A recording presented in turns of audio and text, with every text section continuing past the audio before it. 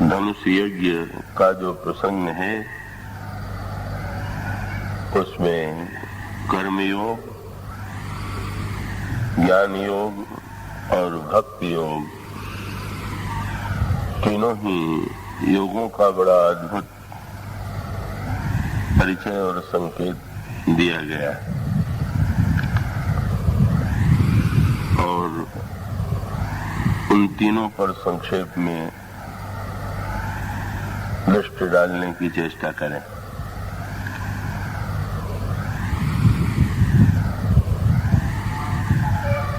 महाराज श्री जनक ने यह प्रतिज्ञा की है कि भगवान शंकर के इस प्रख्यात धनुष को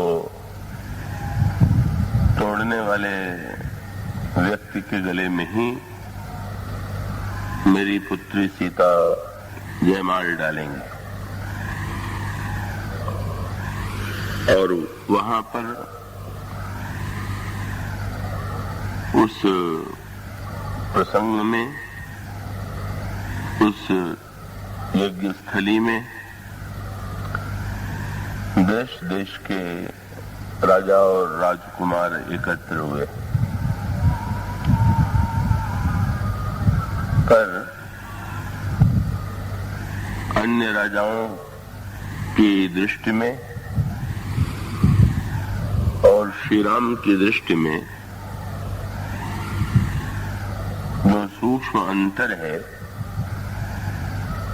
उसके लिए यज्ञ शब्द को समझ लेना आवश्यक है।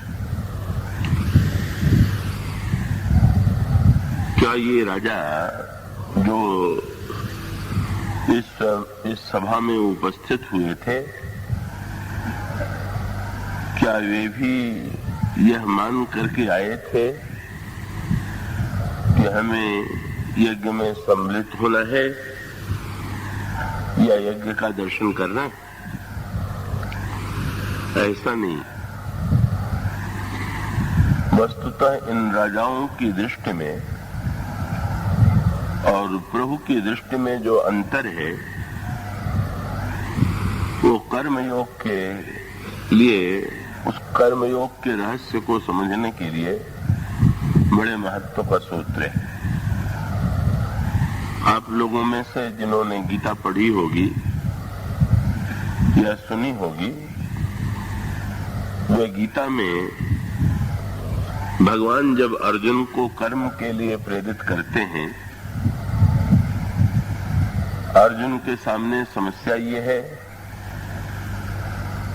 कि वो कर्म से विरत होना चाहता है,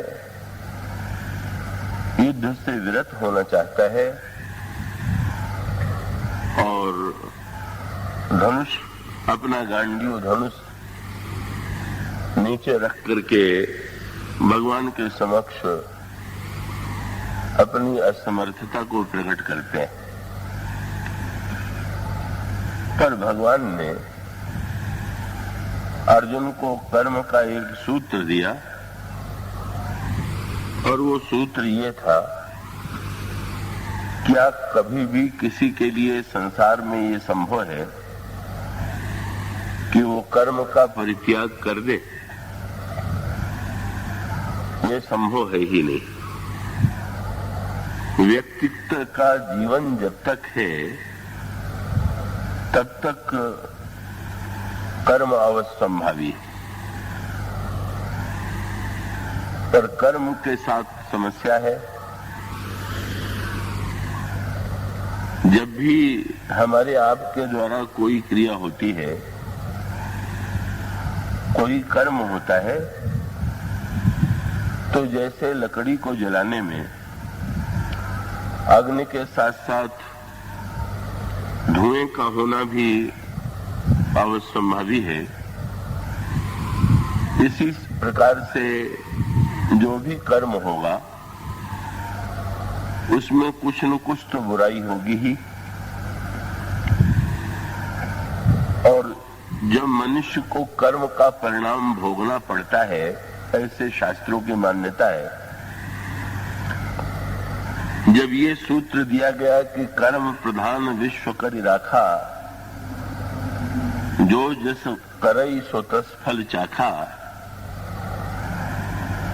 और कर्म का गणित भी बड़ा अटपटा है। कर्म का गणित बड़ा अद्भुत इस दृष्टि से है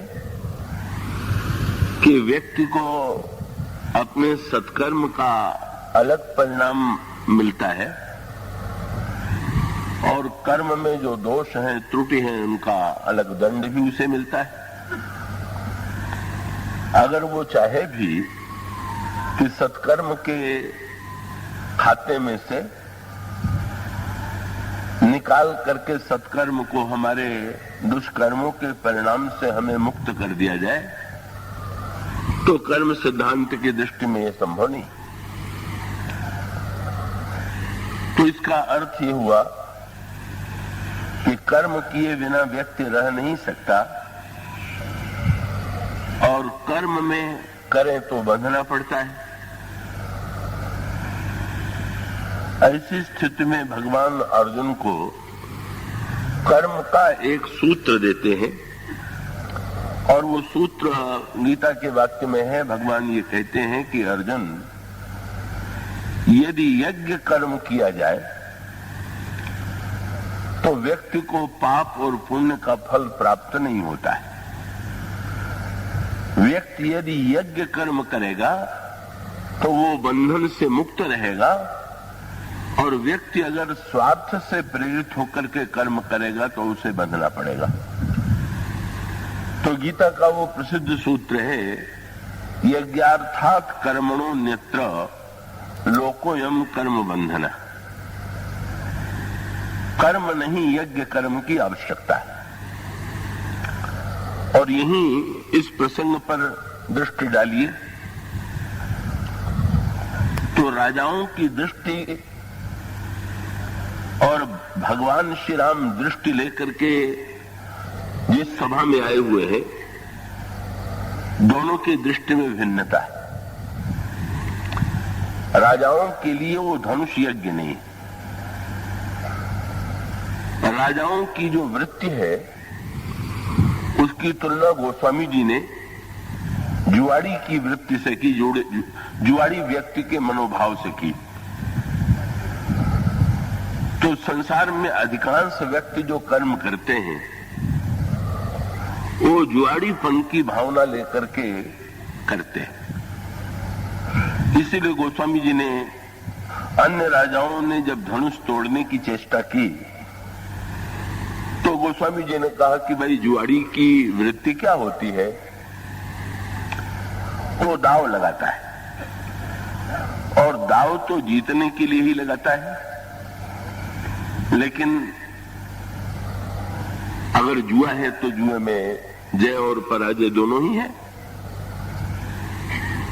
तो जुआरी की जो वृत्ति है,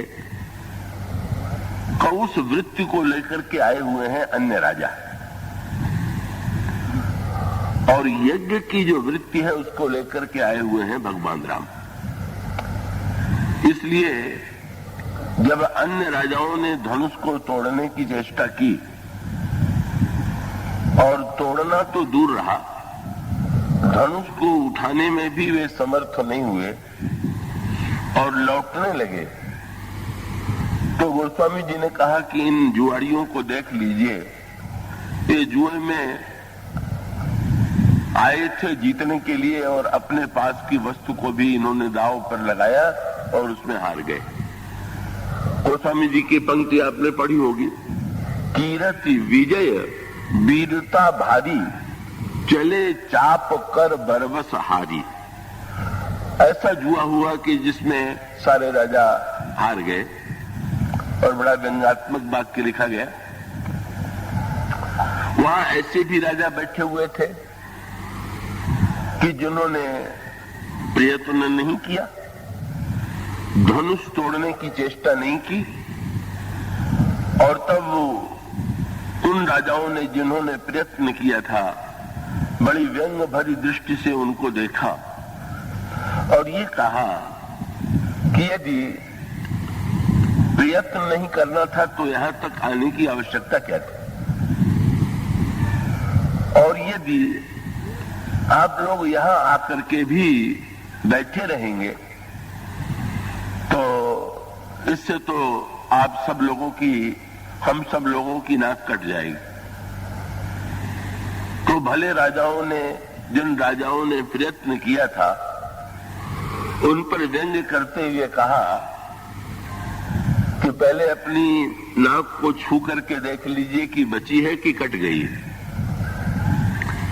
आप लोगों की नाक है ही कहाँ?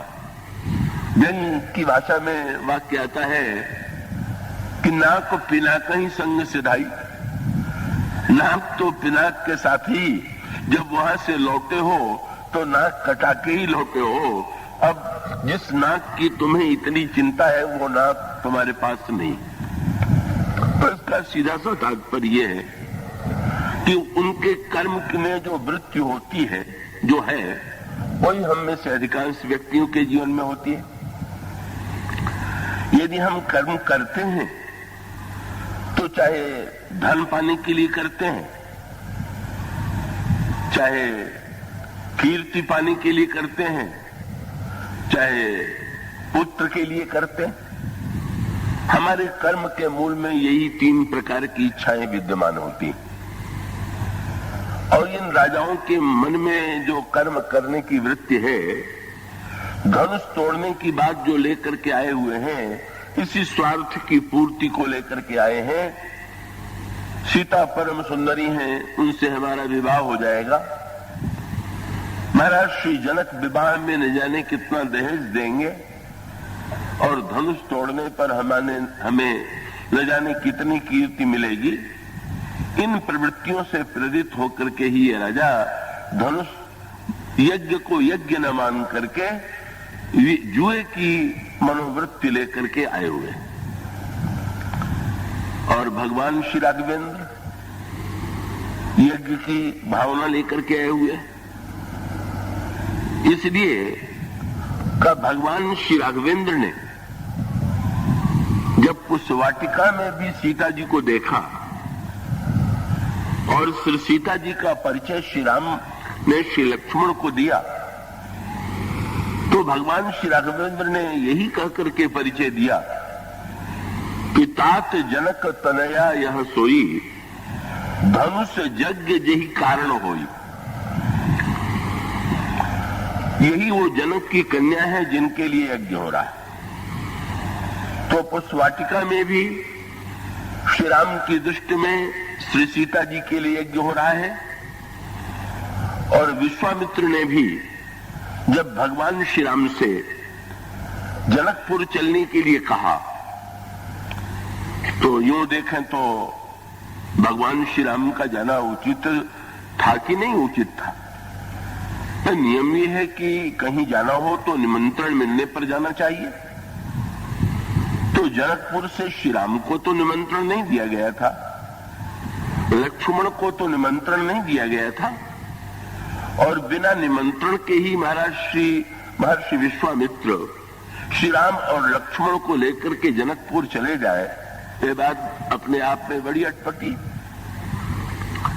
पर महर्षि विश्वामित्र ने जब भगवान श्री राम से चलने के लिए कहा, तो देखिए उसके लिए एक शब्द तो है कि जनकपुर में स्वयंवर हो रहा है। सबसे प्रचलित शब्द जो था उस युग में वो स्वयंवर था। जनकपुर में स्वयंवर हो रहा है और तुम्हें भी सम्मिलित होने के लिए चलना है। पर महर्षि विश्वामित्र ने स्वयंवर शब्द का प्रयोग नहीं किया। महर्षि विश्वामित्र ने कहा जनकपुर में यज्ञ हो रहा। तो यूं देखें तो भाई उसे स्वयंवर कहें कि यज्ञ कहें, पर वही तो वृत्ति का अंतर है। का उन्होंने उसको कहां से जोड़ा? स्वार्थ कर्म और यज्ञ कर्म, जिस कर्म के पीछे केवल अपने ही वासना की पूर्ति, अपने ही कीर्ति और धन की अभिलाषा है, वो स्वार्थ से प्रेरित कर्म है। और जिस कर्म के पीछे लोक कल्याण की भावना है, सबको सुखी देखने की भावना है, वो यज्ञ कर्म है। जैसे दृष्टांत के रूप में यूं कहें कि भाई अन्न को डालने के लिए दो स्थान हैं। किसान अन्न को भूमि में डालता है, खेत में डालता है,